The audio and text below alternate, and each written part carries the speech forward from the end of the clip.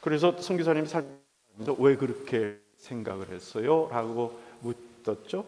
그러자 그분이 하는 얘기가, 원주인이 성경에는 예수님을 자꾸만 목자라고 얘기하지 않습니까? 라고 하더랍니다. 그 순간 선교사님이 미처 생각하지 못한 것을 발견했다고 하네요. 왜냐면요, 나이지리아 동네는 내 건장한 남 다 사냥하고 몸이 할 수 없는 사람들에게 양을 맡긴다고 하네요. 그러니까 그만 먹자 그러니까 이 사람들이 성경을 보다가 아, 예수님은 생각을 했다라는 것. 이렇듯이요, 문화와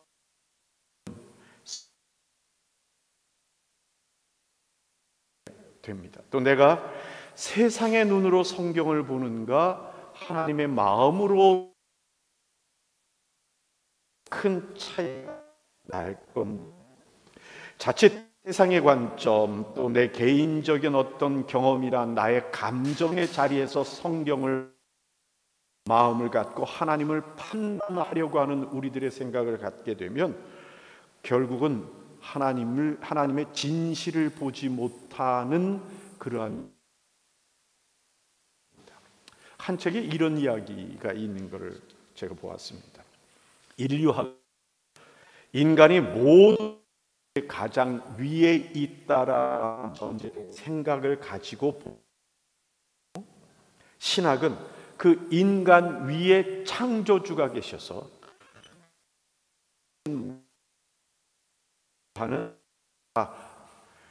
우리는 밑에서 위를 보지만 하나님은 위에서 아래로 내려보신다. 발견하고 아는 것, 가장 위에 두려고 하는 마음이 우리에게 있다면 우리는 수 없다라는 글이 있었습니다.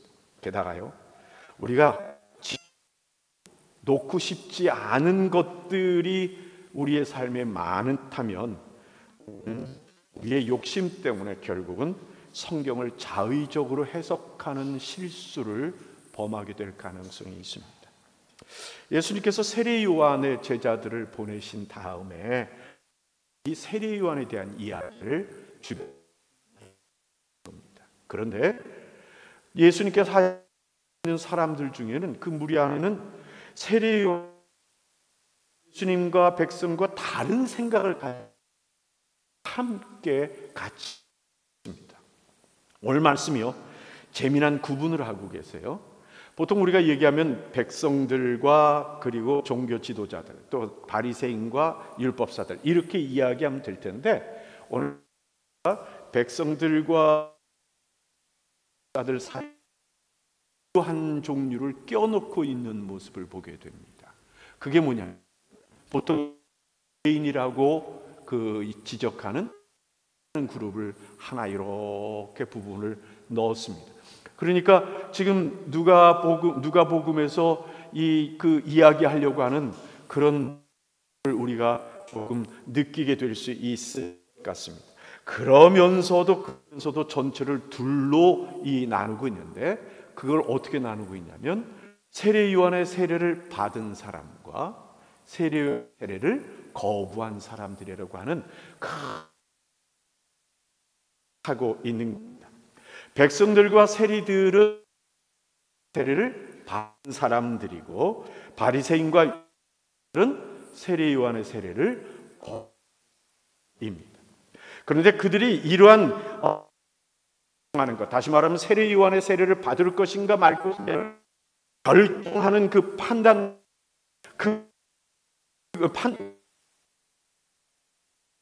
그들이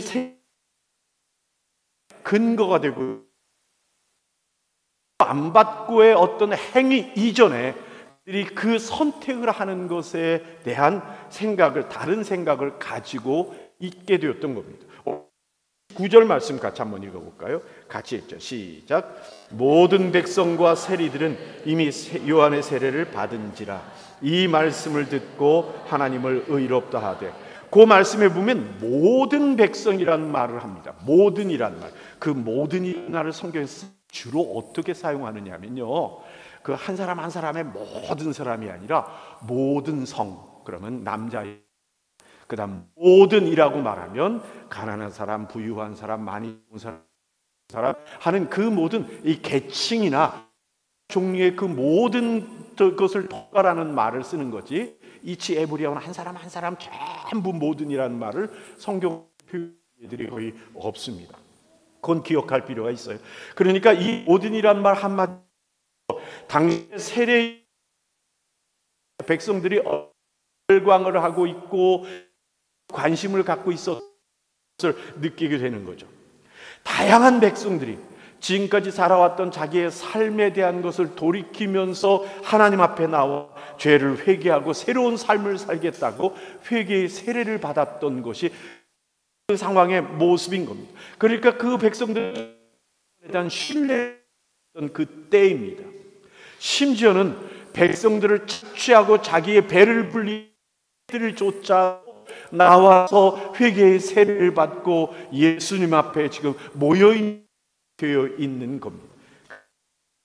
예수님께서 세례 요한에 대해서 칭찬하시자 그들이 한 마음으로 그 칭찬하는 예수님 앞에서 하나님을 찬양하는, 의로우시다 찬양하는 모습을 보여주고 있는 겁니다.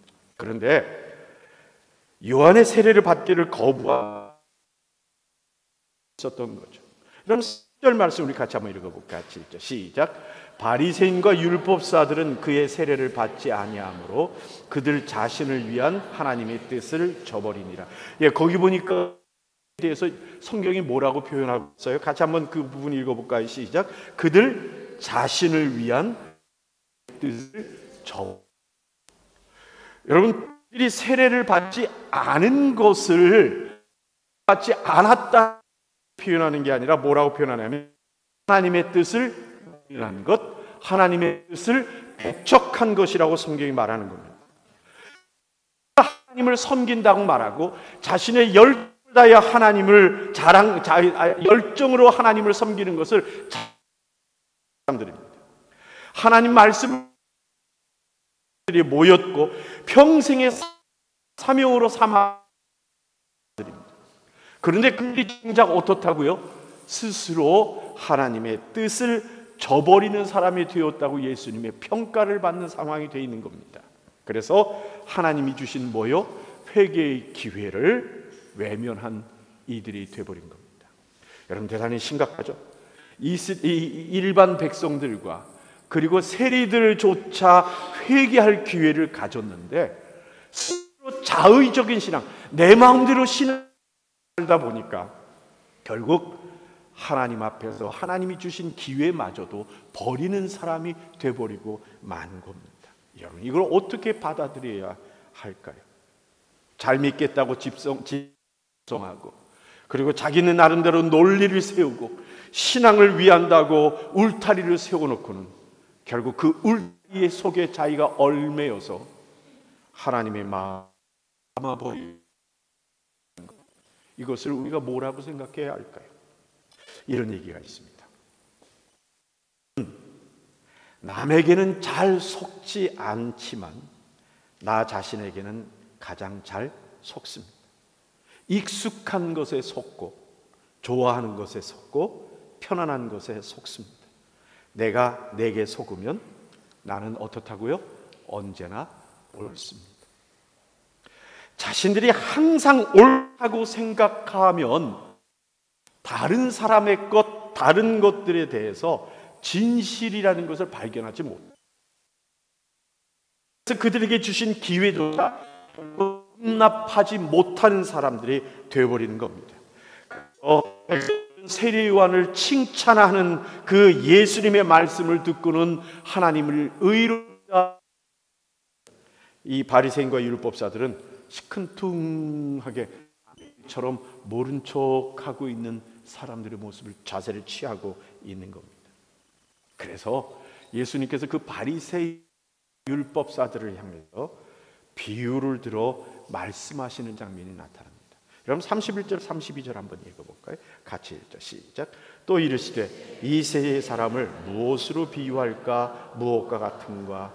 비유하되 아이들이 장터에 앉아 서로 불러 이르되 우리가 너희를 향하여 피리를 불어도 너희가 춤추지 않고 우리가 곡하여도 너희가 옳지 아니하였다 함과 같다. 예, 약간 책망하는 것 같은 분위기에 지금 비유 같아 보여요.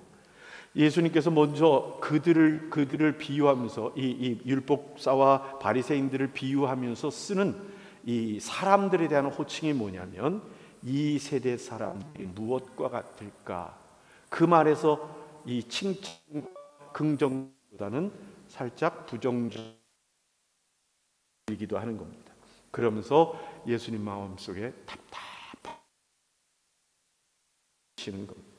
당시 아이들이 장터에 모이면 구석에 앉아서 자기들끼리 노는데 그랬던 것 같아요. 한 아이들이 두 그룹으로 나눠서 피리를 부니 이쪽에서는 막 춤을 추고, 그리고 또 이쪽에서 아이고 곡소리 내는 거, 그 장사 지내는 이거 곡소 아이고 하고 우는 그런 게임을 했던 것 같아요. 좀 웃기죠. 게임을 한다는 게 이거하고 똑같아. 아니면 우리가 자라면서 했었던 이런 게임하고 똑같은 거예요. I am ground, 뭐 또 동물 소리 내기, 그리고 뭐 할까요? 짝짝. 그럼 어떻게 해야 돼요? 꽥 해야 되는데 탁 오리넷 그랬더니 가만히 있어요. 그러면 어떻게 되는 거예요? 전체적 분위기가 머스게 없어지는 거죠. 이런 상황 지금 그 예수님께서 그 당시에는 그러니까 이 사박자 게임의 2000년 전 버전을 지금 예수님께서 비유로 말씀하고 계시는 겁니다. 이 말씀이 무슨 이야기를 하는 걸까요? 하나님을 믿겠다고 소원을 하고 하나님 일에 평생을 다하여 그들끼리 집단을 만들어서 자기들의 이름을 뭐라고 세라는 이름을 세웠습니다. 그러니까 구별된 말을 들을 정도로 자기들까지 세워서 구별된 자의 삶을 살겠다고 해놓고는 하나님의 말씀을 평생 연구하겠다고 해서 모여든 사람들이 정작 하나님께서 피를 불어도 춤추지 않고 곡을 해도 울지 않는 상황이니, 하나님이 기뻐라 하셔도 기뻐하지 않고 모르고, 하나님께서 이때는 슬퍼해야 된다, 울어야 한다, 회개해야 된다, 돌이켜야 된다라고 선지자들을 보내서 외쳐도 외면해버리면서 자기 관계없다고 말하고 있는 이들입니다. 그리고 뭐라 그래요? 하나님의 뜻은 우리한테 있어, 하나님의 뜻을 알아 라고 말하면서 자기네끼리 옳다 하고 살아가는, 결국 뭘까요? 자신들을 위한 하나님 만들어서 그 하나님을 신이라고 외치고 살아가는 이들의 모습인 겁니다. 여러분, 우리도 하나님께서 기쁘다 하실 때 춤을 추고, 하나님이 아니다 슬프다 하실 때 울면서 살아가는 사람들인지를 한번 돌아봐야 합니다. 우리 스스로를 한번 봐야 합니다. 혹시 하나님과 상관없이 우리가 신앙생활을 하고 있는 것은 아닌가?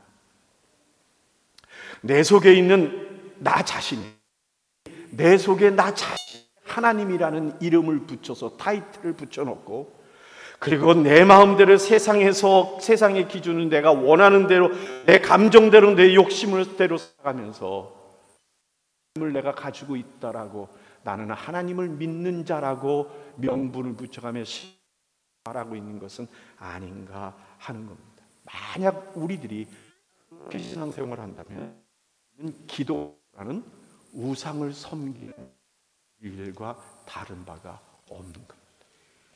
또 예수님께서요, 율법사들을 그 악함에 대해서 본문이 나옵니다. 33, 34절 말씀 같이 한번 읽어볼까요? 같이 읽죠. 시작.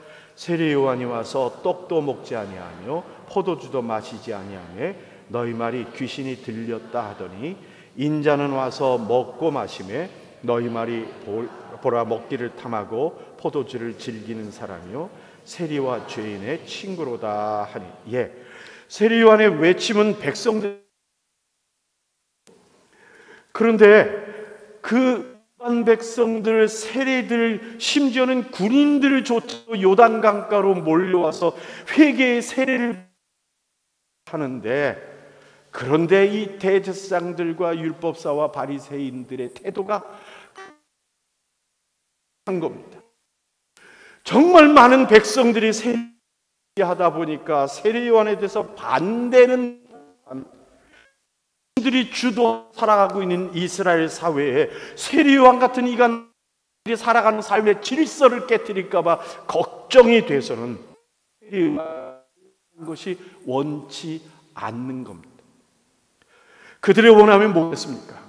이 시대에 선지자들이 나타나도 우리한테 인정받아야 그 사람이 선지자고, 이 시대에 메시아가 나타나도 그들은 우리 속에서 나와야 그 사람이 메시아다라는 생각을 갖고 있는 하는 겁니다.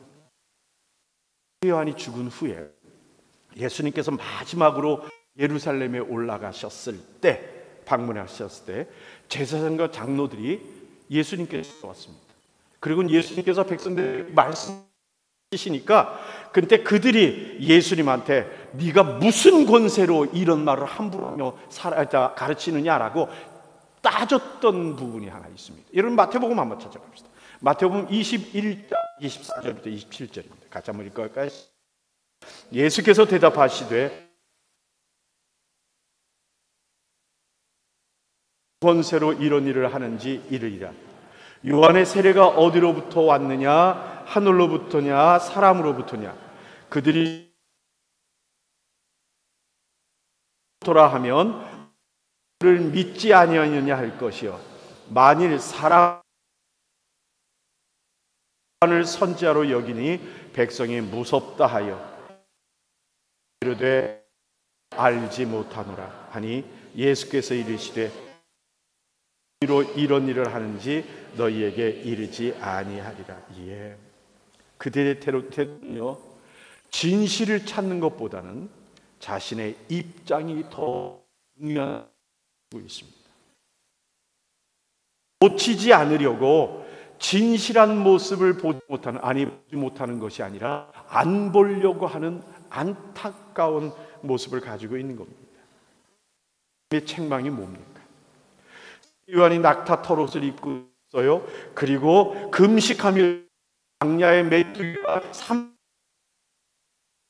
살았습니다. 요한에 대해서 미친 사람을 취급을 했어요. 자기들도 일주일에 2번 금식하며 살았던 것 우리가 말씀을 나눈 적이 있습니다. 그런데 훨씬 더하게 절제하고 금욕 생활을 하는 이 세례 요한을 보고 나니까 어떻게 해야 돼요? 세례 요한을 깎아내리려고 하는 마음이 그들에게 있는 겁니다. 또요, 예수님께서 그런데 나타났는데 예수님은 잔치를 찾아다니시고 그리고 제자들과 함께 사람들과 함께 먹는 겁니다. 그 모습을 보고는 또 뭐라 그래요? 금식하지 않는다고 예수님을 먹기를 탐하고 죄인들과 어울리는 사람이라고 예수님을 몰아세웁니다. 스스로가 자기 자리에 굳건하게, 나보다도 더 열심히 하는 사람은 미친 사람이고 덜 열심히 하는 사람으로 취급해보는 행동들을 취하고 있는 겁니다. 스스로에 취해서 네가 옳다는 생각을 갖고 나니까 보지 않고, 아니 마음에 찔림이 있어 그 자리를 내놓고 싶지 않아서 하나님의 기회조차 거부하는 사람인 것이 바로 이들의 모습입니다. 예수님께서 이 땅에 오신 목적이 잃어버린 자를 찾으러 왔다라고 말씀을 하십니다. 그래서 예수님께서 죄인으로 취급받는 이들, 병든 이들, 귀신 들린 이들을 찾아다니며 그들을 구원하고자 하셨고 그들의 병을 고쳐주셨던 그 모습이 우리가 성경을 통해서 나타나는데, 그렇게 복음을 전하시고 구원하려는 그 예수님께서 하시는 그 일들을 사람들은 그렇게 보지 않습니다. 마태복음 15장에 보면요, 예수님께서 이 땅에 오신 목적에 대해서 한 장에서만 3개의 비유를 말씀하십니다. 첫 번째는 잃어버린 양의 비유를, 두 번째는 잃어버린 드라크마 10개 드라크마 잃어버린 여인이 돈 찾는 이야기를, 세 번째는 집 나간 아들을 기다리는 아버지의 마음, 우리 보통 얘기하는 새 비유를 한 장에서 말씀하시면서 왜 내가 이 땅에 왔던가 하는 것을 예수님께서 말씀하십니다. 그런데 그들은 그 모든 예수님의 모습이 못마땅합니다. 만일 예수님께서 메시아라면 지금 신앙생활 잘하고 있는 우리들을 칭찬해야지, 왜 악을 행하며 살아가고 있는 세리들과 그리고 이 살아가는 그 귀신 들린 사람과 하나님을 제대로 섬기지 못하는 사람들을 찾아다니면서 도리어 우리들을 책망하느냐, 이것이 그들의 불만입니다. 자신들과 함께 먹지 않고, 자신들처럼 행동하지 않고, 자신들처럼 금식하지 않고, 자신들을 칭찬하지 않고, 도리어 세리요한 같은 사람들을 칭찬하는 그 예수님이 못마땅한 것들의 지금의 모습. 여러분, 혹시 우리도 내가 기준이 되어서 다른 관점을 가지고 신앙생활하고 있는 것은 아닌지를 한번 돌아봅시다. 중심이 내가 돼 있어서 나보다도 못한 것, 나보다도 지난 것들을 다 불평, 불만, 원망하며 살아가는 것은 아닙니까? 아무것도 안 하는 교회를 비판하면서도 하는 교회도 비판하고, 섬기는 이들의 옳고 그름을 평가하면서도 나보고 그 일을 하라는 것은 용납하지 않는 신앙생활이 우리들이 갖고 있는 신앙생활 아닌가 하는 겁니다. 이기적이고 자기중심적일수록 쉽게 분노하고 원망하고 불평한다고 하죠. 왜냐하면 세상이 자기 뜻대로 움직이지 때문이고, 남을 비판하는 그 비판에 내가 당할 것을 막기 위하여 먼저 불평하고 분노한다고 합니다. 내 마음의 중심에 내가 있습니까? 아니면 하나님이 계십니까? 한번 우리 말씀 맺겠습니다. 하나님께서 우리에게 기회를 주실 때 버리지 말고 선택해야 합니다.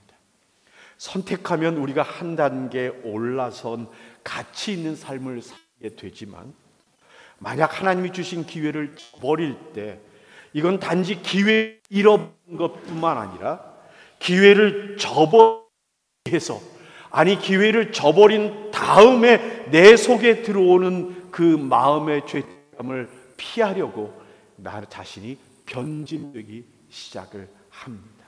스스로 핑계를 만들어야죠. 근데 핑계 만들어갖고는 그것이 내 속에 안 되겠죠. 그러니 어떻게 큰 핑계를 내가 그 삶을 고집하는 원리로 만들어야죠.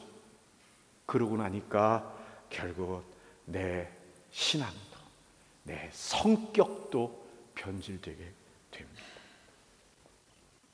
인생의 힘든 이유는 정상으로 올라가기 때문이라고 말한 사람이 있습니다.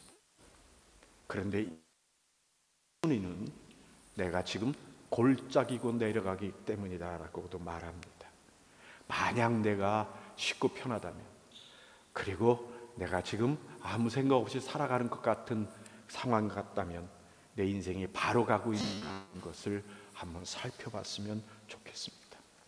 예수님께서는요, 하나님 없는, 또 자기 종교를 가지고 있는, 여러분 35절 말씀 같이 한번 읽어볼까요? 같이 읽죠. 시작. 지혜는 자기의 모든 자녀로 인하여 옳다함을 얻느니라. 다시 한번 35절, 본문 35절, 본문 35절 같이 한번 읽어볼까요? 시작.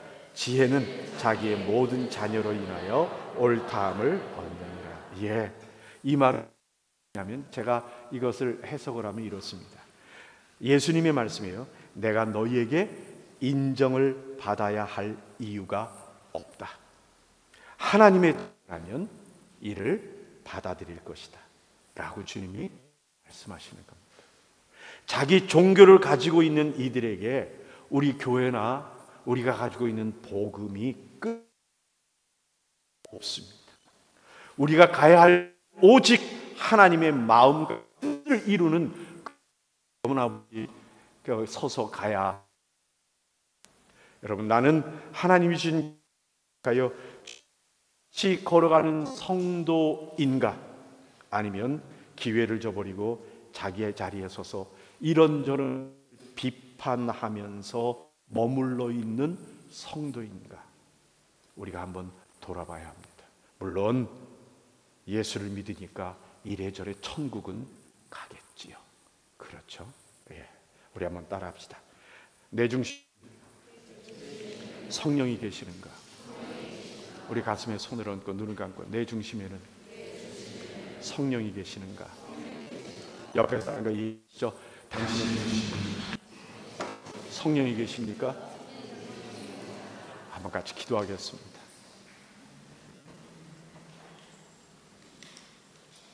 아버지 하나님, 이 시간 우리 자신이 깊이 우리에게 묻게 하여 주옵소서. 내 중심 내가 있는지, 성령이 계시는지,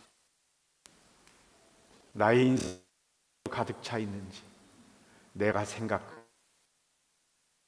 그리고 내가 결정하고 내가 행동하고 거기에 내가 옳다 이유를 붙이고 살아가는 삶인지, 아니면 주의 성령인지